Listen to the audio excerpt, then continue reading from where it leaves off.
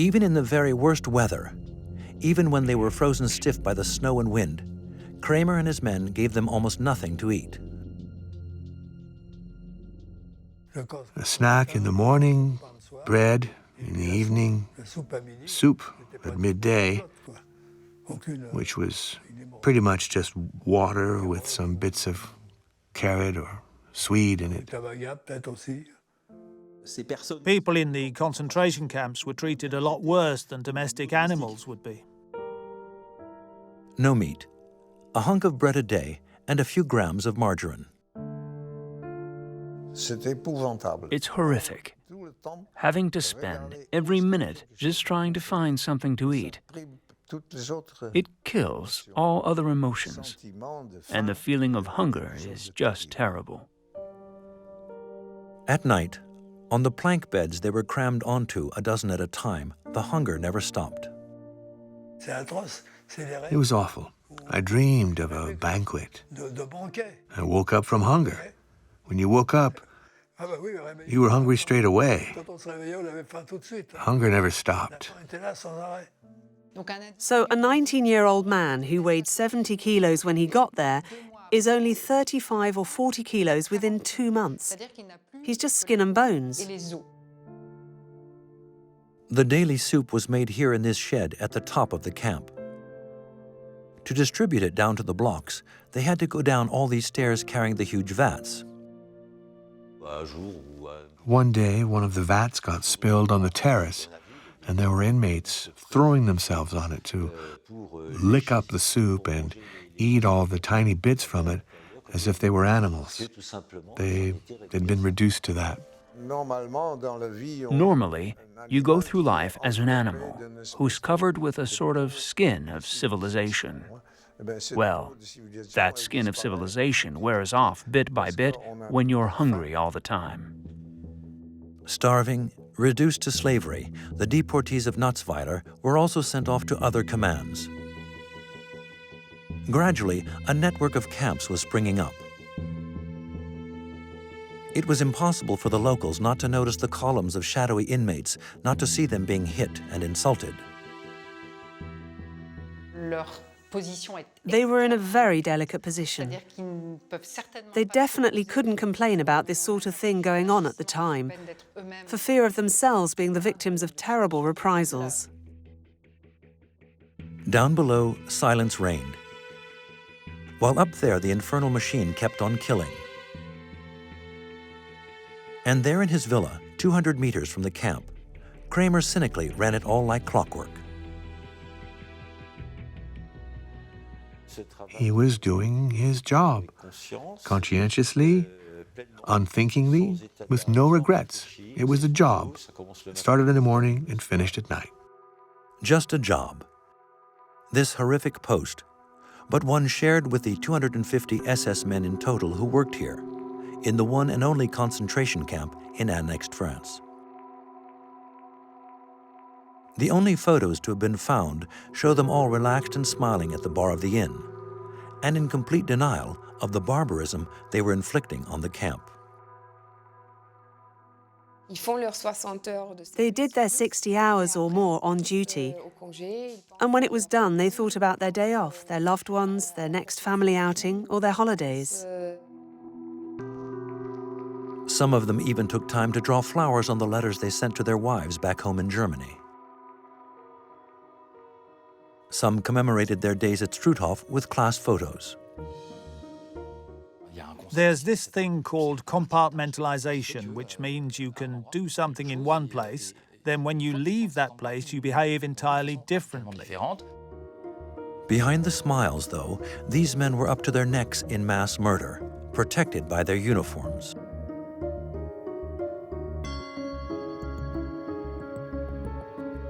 And what made them so ruthlessly efficient was the chain of command.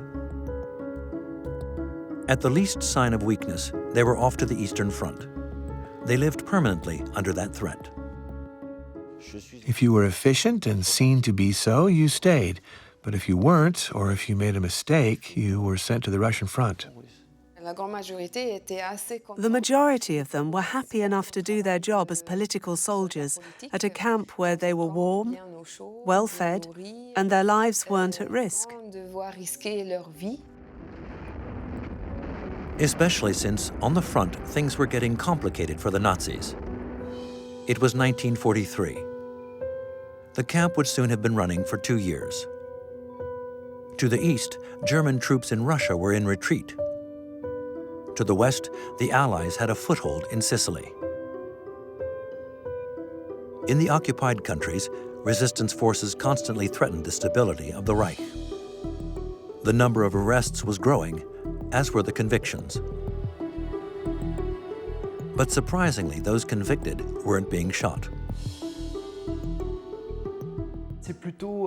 It was actually counterproductive, since the people who were executed, the resistance, often became heroes, role models for the people, and Hitler really wanted to avoid that happening. So to terrorize the population, the Reich preferred to deport them in the greatest secrecy, and to create a new status, that of Nacht und Nebel, or night and fog prisoners.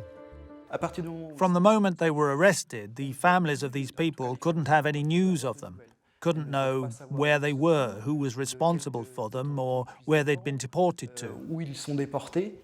You create a category who are suspended between life and death.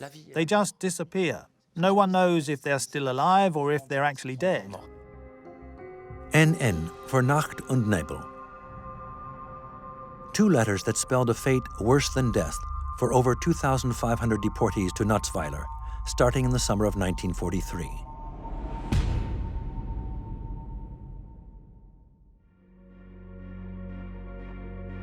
At the Roto railway station, down there below the camp, the convoys kept rolling in now. From Norway, Holland, Belgium, France. Almost every day the wagons brought in new inmates. The SS were getting ever crueler, ever more bestial. When they got to the camp, the NNs understood right away the treatment reserved for them was going to be even worse than that of the other inmates. For a start, they'll have a clear mark on their backs, a red cross daubed on their clothes with the letters NN under it, so they can be easily identified by everyone at the camp. They're not only marked men, but they're cooped up, too. They're not allowed to mix with the other inmates, so they're put in a special block. Cooped up in barracks 12 and 13, they were obvious and visible targets for the SS guards and their dogs. Kramer was determined to make them suffer before they died. You might get out one day, just possibly, but damn it, you'll leave here in such a state that you'll show the others. They'll see from the state your bodies are in just what it means to defy the Third Reich. There was one SS guard who really had it in for them. His name was Franz Ehrmantraut. He was 33 years old and head of the block. He was one of the meanest. He'd keep hitting them till they were dead. It was atrocious. He really let himself go with the first convoy of French NNs who arrived on the 9th of July, 1943. So Ehrmantraut would force this group of Frenchmen to carry these blocks of granite up and down the steps of the camp all day, while being beaten with sticks by the SS and barked at by their dogs. They kept carrying those blocks until they dropped. But as long as there was one man still standing, it just carried on. The next day, out of 56 men on that convoy, only 8 were left alive. For the NNs, the ordeal would last for months. Always condemned to the most arduous tasks, shut up in cells, or 2 by 2 in cages only a few centimeters square, or simply killed for pleasure.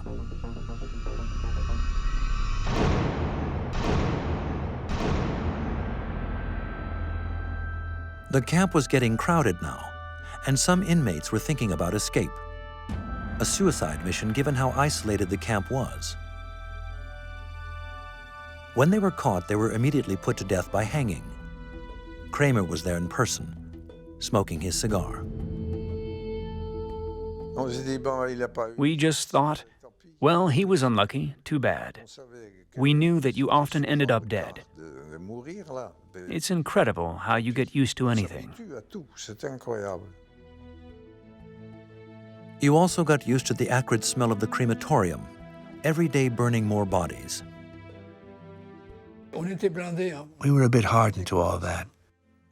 You had to be. You needed to be tough to keep going. Anyone who gave up hope, well...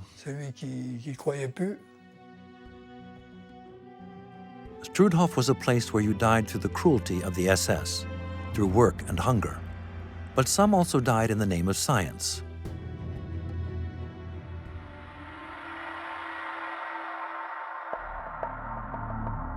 Three doctors from the Nazi University of Strasbourg were coming to the camp regularly to carry out experiments on the inmates. Three top doctors, all recruited by the SS. These weren't monsters, madmen, or imbeciles. They were very learned men who, between 33 and 39, had been known at universities around the world. They were all very well versed in medical developments in their respective domains. Their mission? To protect both German soldiers and the Aryan race. For at the time, the Reich needed to speed up its research on the various dangers their troops were facing, such as typhus and chemical weapons. Natzweiler was obviously the ideal place to carry out human experiments. They're in the ideal place there because a concentration camp's always a closed environment you can't get out of, so nobody can talk. It's perfect. The experiments took place behind these windows, just a few meters away from the oven. Dozens of deportees were used as guinea pigs and died in appalling pain on these very beds, all their skin burned off, asphyxiated, without the least compassion on the part of the doctors. They were just cases to those doctors. It was obvious they were going to die from those operations, but all the doctors cared about were their case studies. These people were no longer capable of emotion. They had been trained to think of them as just enemies of the Reich. One of the three doctors stood out from the rest, August Hirt. Severely facially injured in the First World War, a fervent SS man, and now professor of anatomy at the Nazi University of Strasbourg. Like his colleagues, he gave lectures in the amphitheaters, but from time to time, he'd head off to the concentration camp. Kramer never questioned it. In the spring of 1943, though, he received a very particular request: to transform a corner of the outbuildings opposite the inn into a gas chamber. So they made it into a totally airtight gas chamber. A little gas chamber, one that would only take 20 or 30 people. The anatomist was cooking up a diabolical project.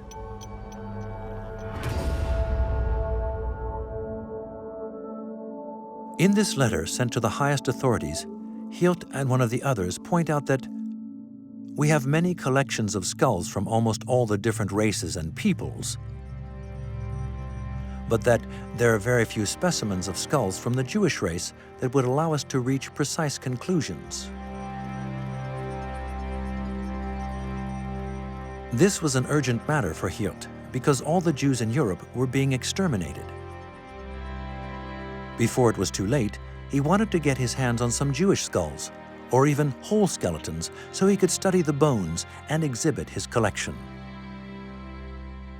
He wanted to conserve Jewish bones, just like mammoth bones in a zoological museum, to show those future little Aryans that this had been a doomed race that threatened their very existence. His project won the backing of Himmler himself, who was obsessed with research on race. It was all a total delusion, one that came from a visceral hatred of Jews as a sort of anti-race. So the SS anatomist was provided with everything he needed, even if it meant bringing in living Jews from the other end of Europe. It was completely mad. Hirt was in the west of the Third Reich, and he was demanding this from the extreme east, thousands of kilometers away. For Auschwitz in Poland was the only extermination camp where the Nazis applied selection on arrival of the convoys, and Hirt needed intact bodies in good condition.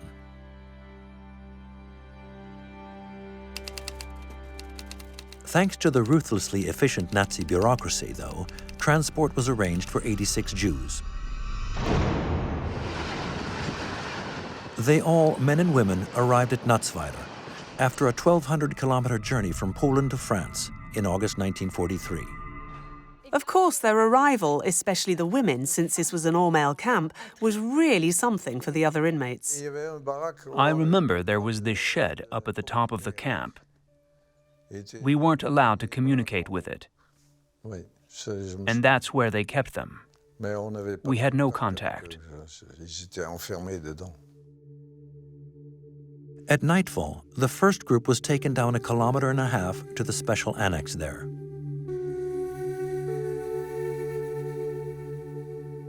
They were made to strip, then herded into this gas chamber. 14 women were shut in there. Hirt wasn't there. Kramer took care of the gassing in person. Through this grill, he watched every stage of it. He was there and saw it all. Why not? He was just doing his job, making sure it was done properly. Later, Kramer would explain. I felt no emotion doing that. Anyway, it's what I was trained to do. So it was just routine for him. He didn't have a problem with it. And he repeated the whole operation for 3 more days.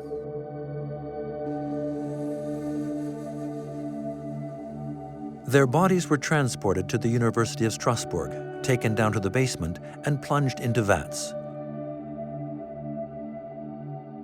They would stay there for months. But Hirt never got around to his collection.